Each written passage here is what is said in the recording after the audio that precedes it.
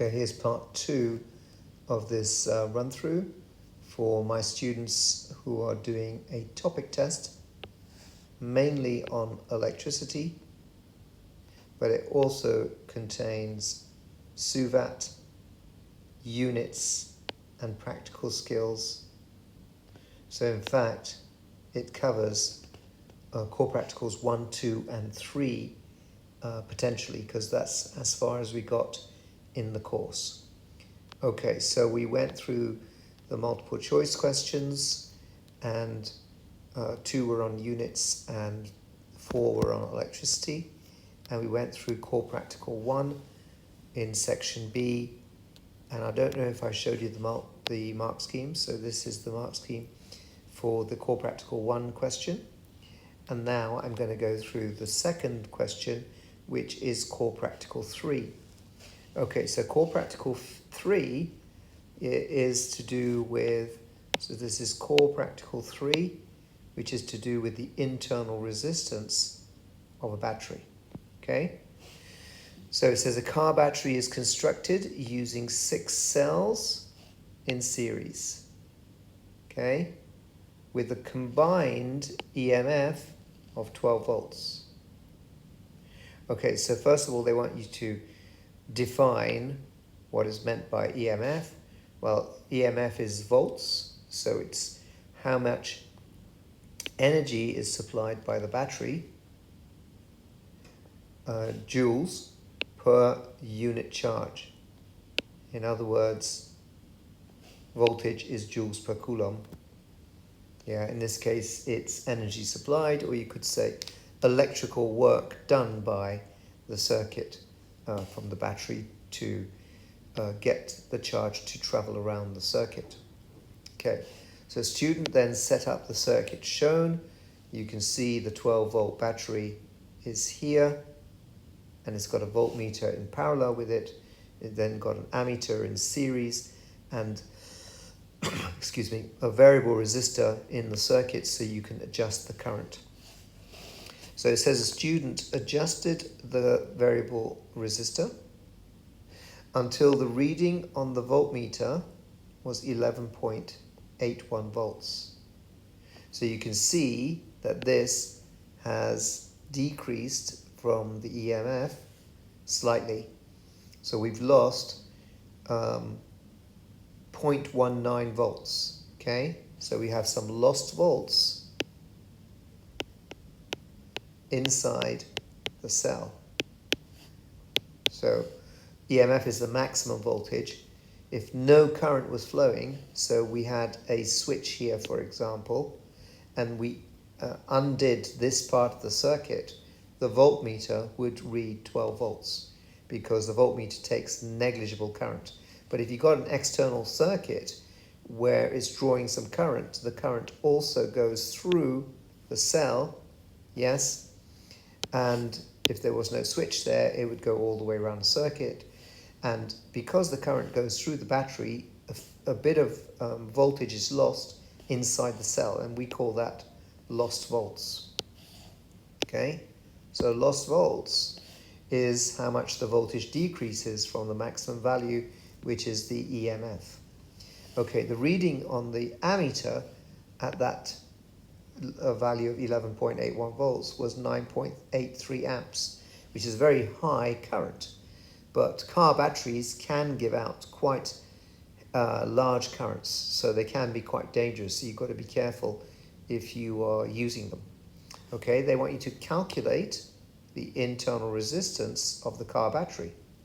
Okay, well, the EMF is the maximum voltage. Is equal to the voltage that you're getting on the voltmeter plus the current that goes through the internal resistance. In other words, it's the voltage which is available outside the battery plus the voltage that's lost internally.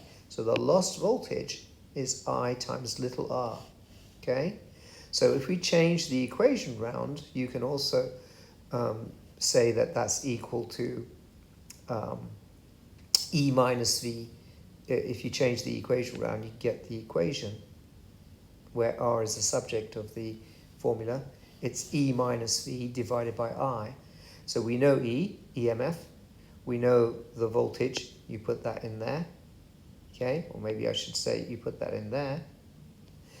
And 12 volt was the EMF. So you take away the 11.81, that's the lost volts, divided by the current, gives you the internal resistance.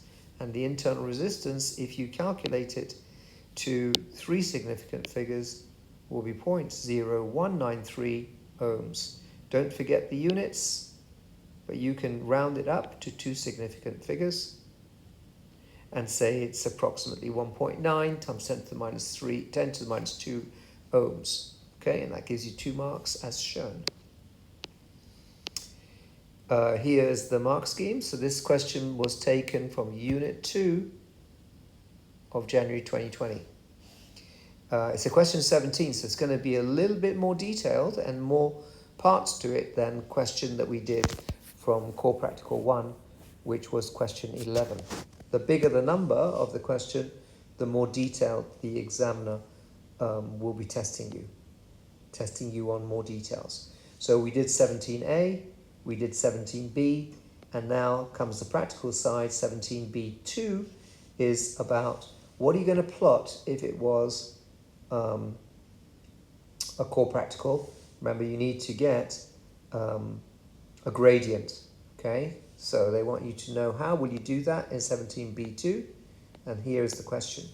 So this is core practical 3, the internal resistance, and now it's the practical details.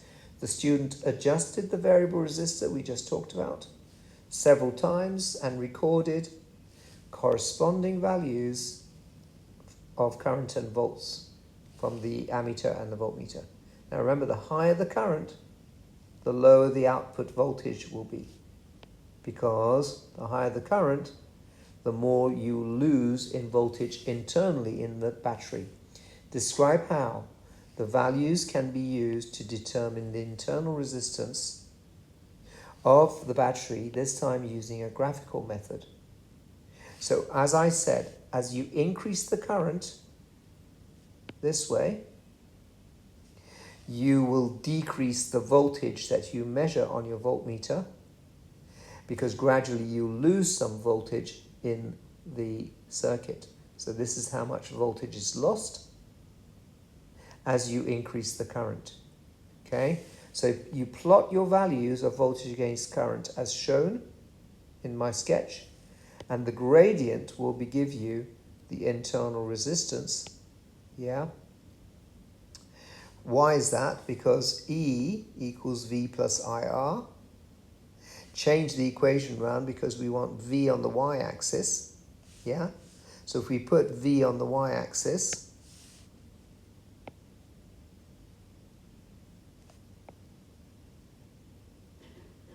and we put I on the x-axis, then you can see the EMF will be the intercept and the gradient will be negative. The gradient will be negative R. You can see the gradient's negative.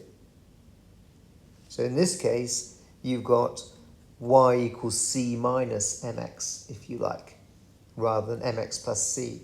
But you get the point. So again, this is very similar to the last core practical that I explained to you from core practical 1. You've got to get something to determine the gradient, and in this case, the gradient will be calculated using your graph, and from the gradient, you know that the lost volts divided by the current is due to the internal resistance. Okay, so it says, here now this is application of physics. With use, the internal resistance of a battery will increase. That's just giving you a fact. Eventually, the power available from a battery will become too small to be useful, and presumably that's when people have to buy a new battery for their car.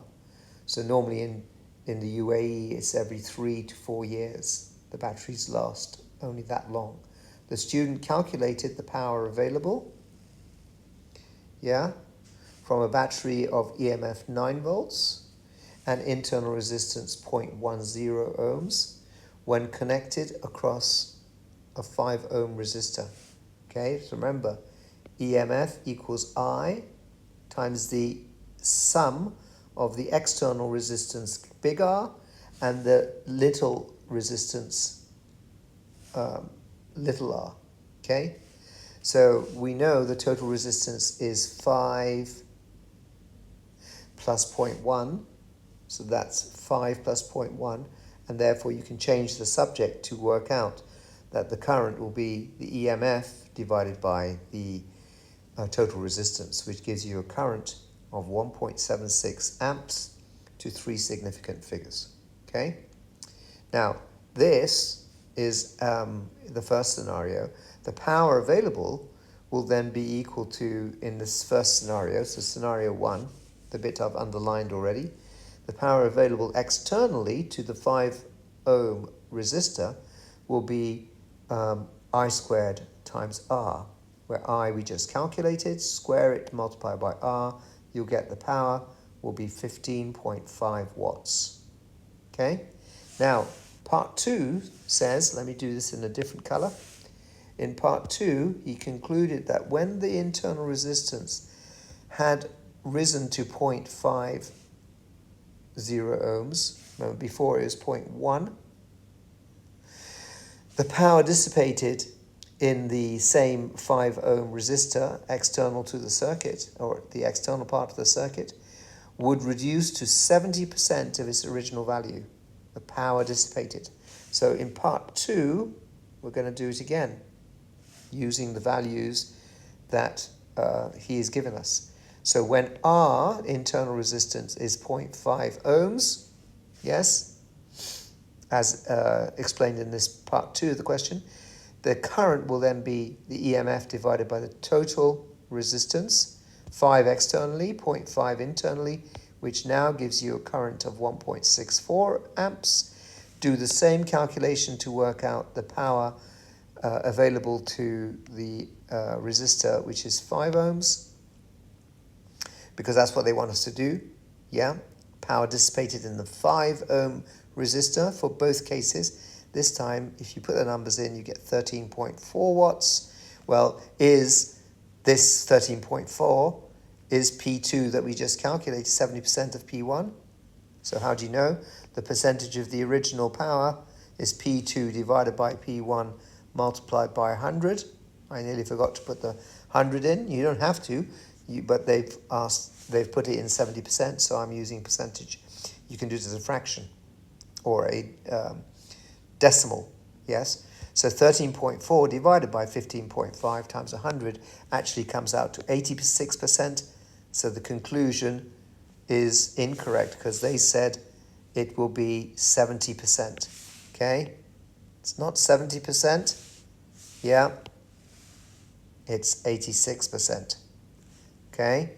So the conclusion is incorrect, and then we've done another 10-mark question, and section B is 2 core practicals, which gives you a total in section B of 15 marks. So I hope you found that useful.